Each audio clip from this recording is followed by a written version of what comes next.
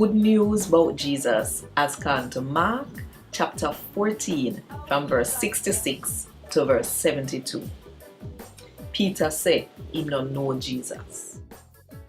Peter is still there in the yard when one slave girl for the leader for the priest them come which part him there.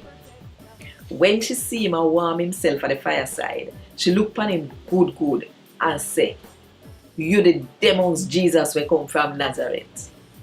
But him say a lie. Him say, "Me not even know or understand what you talk about." So he get up and go to the gate. Same time, one rooster crow. When the slave girl see him, she start tell the people them when they turn up there again, say, "Da man you are one of them." But Peter still said him not know him. Little after that, the people them when they turn up there said to Peter, say, "You are must one of them, cause you come from Galilee too." Then Peter start curse and call down all kind of crosses upon himself and say, "Me say me no know the man you when I chat about. God punish me if I lie me I tell. Me no know him." Same time, one rooster crow.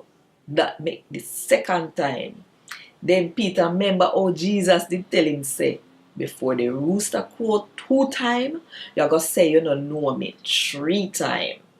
And Peter start bawl. And him bawl and bawl so till